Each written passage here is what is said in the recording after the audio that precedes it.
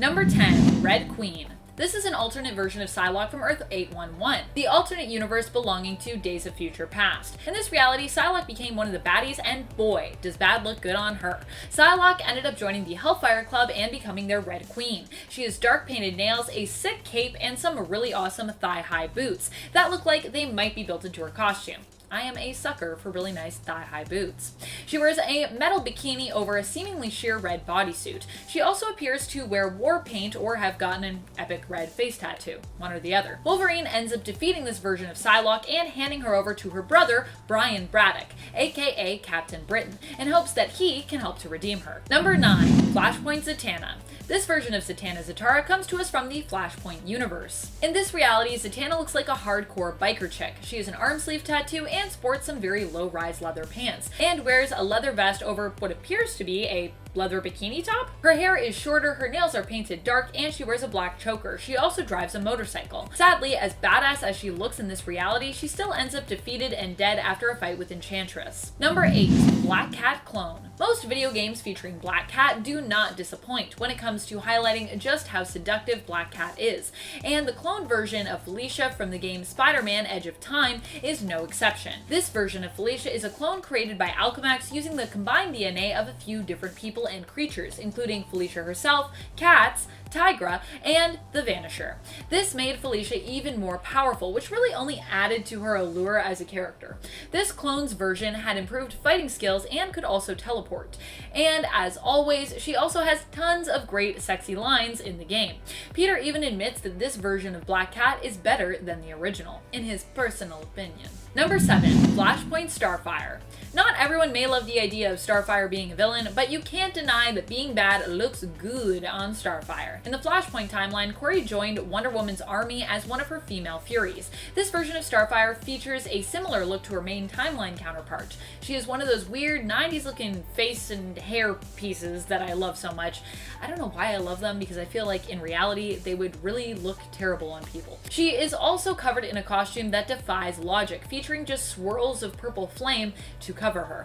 And she is also wearing some seriously amazing thigh-high boots. In this reality, her and Dick Grayson end up against one another, and a trap that he lays results in her death. Number 6. Old Lady Frost. In the Old Man Logan universe, Emma Frost makes an appearance looking like she hasn't aged a day. This is of course due to her telepathic abilities, which allow her to appear youthful and stunning in others' minds, even in her old age. The idea of eternal youth and beauty while also continuously getting wiser and smarter is not only super Emma Frost, but also just, I think, appealing to most people. And you might be wondering, what happens though when Emma is faced with a mind that she possibly can't manipulate with her powers?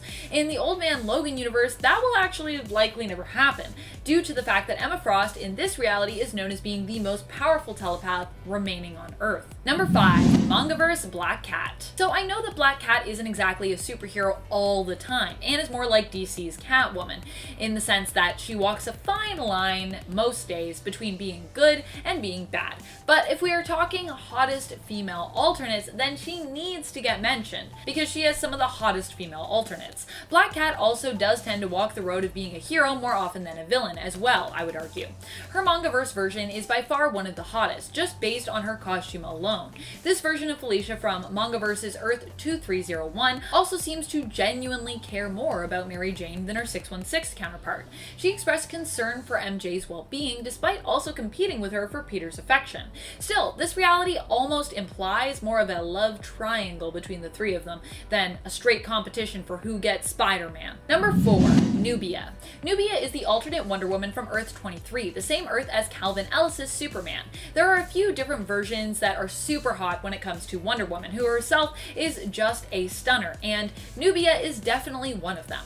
Not only is she as noble and good as her main continuity counterpart, working with her Earth's Justice League, but her costume is also killer. I personally especially love how strong she looks, and love her sporting her metallic armored costume, complete with a silver metal chest piece / belt with built-in abs. Nothing says sexy like silver metal abs. Number 3.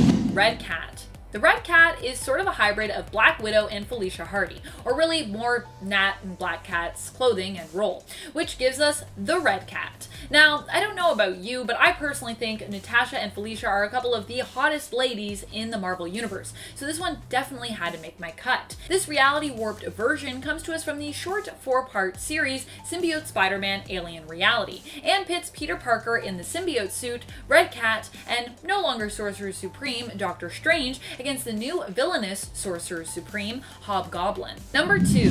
Revenant Storm. There are so many hot alternate versions of Storm out there. Even her anti-self, her Mummudrai or Revenant version is sexy. This version of Storm was brought out in Uncanny X-Force Volume 2 after the Revenants, under leadership of their queen, Cassandra Nova, used a serum to revive the Mummudrai of the X-Force team members within them. Psylocke, Puck, and Storm within them. This version of Storm keeps her long white mane of hair but also sports horns on her headpiece. Her costume is similar to her original costume, but with lots of dangly fang accessories. She also has a body chain attached to part of her chest piece. I am such a sucker for darker takes on classic characters and body chains. Body chains are cool. Number 1, Power Girl. So, I'm not about to talk about Earth 2 Power Girl here because that seems a little weird and wrong. Although many people think of Power Girl as an alternate version of Supergirl, she really is her own character. Now, of course, the continuity in DC can be very confusing because of all of the resets we've seen and had. But basically, just know that Earth 2, where Power Girl is from, is kind of like the home for the classic versions of superheroes, as established in 1961's Flash Volume 1, Issue 123. Like Jay Garrick's Flash, Alan Scott's Green Lantern, old school Batman and Superman, so to call Power Girl an alternate doesn't really do her justice. Which is why I'm going to talk here about one of her own hottest alternates from the series, Justice League The Nail. Power Girl is one of the hottest characters in the comic book world, so of course I could not leave her out of this list. This alternate version has a similar look to Power Girl when it comes to her costume and aesthetic, but with just a few little alterations making her costume a touch more racy. Now, I have always loved Power Girl's look because I feel like she is just so unashamed of her body, of what others think of the way that she dresses. That confidence that she exudes makes her one of the most sexy and attractive supers out there. Nothing looks sexier on a person than confidence. Number 10, Starwoman. This version of Stargirl is known as Starwoman and comes to us from Earth 33. Courtney Whitmore in this alternate universe is a magic user wielding a staff that allows her to channel the power of the stars. She was the apprentice of Starman and fought to avenge his death. This version of Courtney looks like a mashup of Black Cat and Stargirl somewhat. She has white hair, a black mask, and wears a black and red long sleeve crop top with stars on it, red gloves, and black shorts. Crop tops for the win! I'm a big fan of the crop top. Can't wait for summer so everyone can wear crop tops. Number 9, the most dangerous woman in all of Europe. Is there a time period that exists that does not look good on Natasha? In the 1602 universe, Natasha Romanoff, aka Black Widow, is known as the most dangerous woman in all of Europe and is a freelance spy, not loyal to any particular country. She ends up aligned with Dr. Doom's alternate, Count Otto von Doom, in the 1602 alternate universe of Earth 311, which also ends up resulting in her death when she questions orders given to her and Doom's plan. Number 8, VAMPI. If you are a fan of Vampirella and also a fan of futuristic, potentially cyberpunk looks, then I have a hot alternate for you. Anarchy Studios published a comic series in the early 2000s introducing an alternate version of Vampirella from the future. The series was named after Vampirella's nickname, Vampi. This Vampi sought to cure her vampirism and ran around in a zipped up red leotard, thigh highs with a holster slash garter attached to keep them up, and red boots or futuristic kind of looking sneakers on her feet. She also had a gold chain style choker and arm bracelets, and red gauntlets. This was a pretty epic look for Vampi, and I'm not gonna lie, I kind of love it. I also love the sometimes futuristic sneakers that she wore. I need a pair of those. She still sported her signature golden bat symbol as well in this version, which I think is the symbol of Draculon? Pretty sure. Number 7, Dark Supergirl. This version of Supergirl was created when Lex Luthor exposed Supergirl to black kryptonite. She was a duplicate of the original, but inverted morally, being more evil and dark than her original counterpart. She also appears to have a much shorter skirt. I guess shorter skirts are more evil than longer skirts? At least according to comic book artists, and Black Kryptonite race. This version of Supergirl was able to handily take out most of the Justice League members, including the Flash. In the end, she was taken down by Wonder Woman and her lasso of truth. Wonder Woman had managed to bind Supergirl and Dark Supergirl together in an effort to find out who was who, as Dark Supergirl had managed to force Supergirl into swapping outfits with her. She did a really fast quick change. Being bound together by the magical lasso caused the two beings to merge once more and become one entity. However, Dark Supergirl's persona would continue to live on inside Kara Zor-El for some time, representing her darker half, which I also kind of love. I kind of love that she just has like a dark half. So there's like good Supergirl, slightly evil Supergirl, and they both kind of live within her. Number 6, Jenna and Madeline Pryor. These two were obviously alternates who took inspiration from Jean Grey and Madeline Pryor on Earth 616, but were more or less their own characters. Madeline, or Madeline, and Jenna both resided in Limbo, and Madeline was preparing her sister to inherit the powers of the Phoenix Sword, a blade that grants its user powers similar to that of the Phoenix Force from Earth 616. Madeline herself stole the blade from the Shadow King. These two are a couple of the raciest alternates I've ever come across. They are wearing metal bikinis, if you can call it that look like they got stuck onto them somehow. I don't know how they're staying on. I don't know. Magic. Art. Number 5, Mistress Mary. Even her name is hotter than the original. This version of Mary Marvel comes to us from JLA Classified. She is tough as nails, kicks Guy Gardner's butt, and has an amazingly badass costume to boot. This version of Mary keeps her hair back in an all-business ponytail, wears long dark gloves, a bodysuit complete with a lightning bolt window. In some panels it appears to be a sort of see-through plasticky yellow, and in others it's just a cutout shape in her costume. Her bodysuit attaches to fishnets or stockings, with one strap just sort of flapping free. And my favorite part, she wears a big pair of combat boots, all the better to kick butt with. Number 4, DCEU MERA. Probably one of the hottest versions of MERA in the entire DC universe, comes to us from the DCEU films. I personally don't think the Aquaman film would have been as successful without MERA in it. Amber Heard was the actress who played MERA in the film, and she did an amazing job looking and acting the part. Very well cast. Add in all the stunning costumes and outfits that we see MERA in, and it's easy to understand why her DCEU version is considered one of the hottest alternates around. Seriously, the sight of Amber Heard's MERA in that stunning jellyfish dress is enough to make anyone swoon. Pretty sure everyone watching that was just like, I'm weak in the knees. Do whatever she wants, please. She's just so pretty. And let's also not forget just how badass MERA was in the film.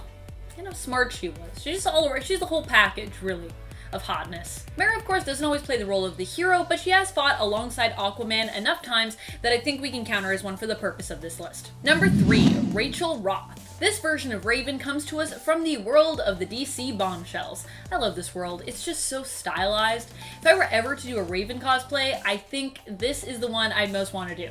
Also, if I were to ever visit like an alternate world, I think I'd want to visit the DC bombshells. This version of Raven became the mind-controlled pet of Joker's daughter. She ended up being saved, however, by Zatanna and Mary Marvel. Her costume in this universe consists of devil's horns, a corseted bodysuit, long matching gloves, fishnet stockings, and an off-the-shoulder cape with its standard jewel fastening. Overall, it's just an amazing look for Raven. I really like it. Number 2, She-Thor. This version of Jennifer Walters' She-Hulk comes to us from the famous pages of Sensational She-Hulk issue number 50, where Jennifer is looking for a new writer for her comic after her writer died. In truth, the famous comic book writer John Byrne was not dead, but was leaving the series. And Jennifer herself in the comic had him tied up in her office's closet. She was just tired of him writing for her, and she sought a new comic book writer. One of the pitches her character receives in the comic is the idea of a story where she herself is an alternate version of Thor. Goddess of lightning and wielder of Mjolnir, she is the sensational She-Hulk. This version of She-Hulk sports a cape, a winged headpiece, and a metal bikini. Gotta say, I'm a fan of this mashup. Jennifer would make a great Norse goddess. However, she didn't go for this one. She-Hulk wasn't too impressed with it. It's hard to impress She-Hulk. Number 1, Manga Marvel Girl. Okay, so the Mangaverse definitely has one of the most random and hottest versions of Jean Grey ever. Mostly because of the drawing style though, I think. Honestly, the Mangaverse just gets all the hottest versions of female superheroes usually, and some of the male superheroes too. This version of Jean usually keeps her hair pulled back in a green scrunchie. She wears a green and gold super crop bikini style top and arm warmers and super shiny green pants. Alternatively, she can also be seen in a more classic but still anime version of her original costume. Short, green skirt, big thigh-high yellow boots, and an off-the-shoulder shirt with a yellow-collared harness. Number 10, XORN Jean Grey. There is something really hot about the power and determination that is this more hardened, powerful, and post-apocalyptic version of Jean. After there was retcon to be fake Magneto Zorn and Zorn's twin brother, Zorn, there was Jean Zorn.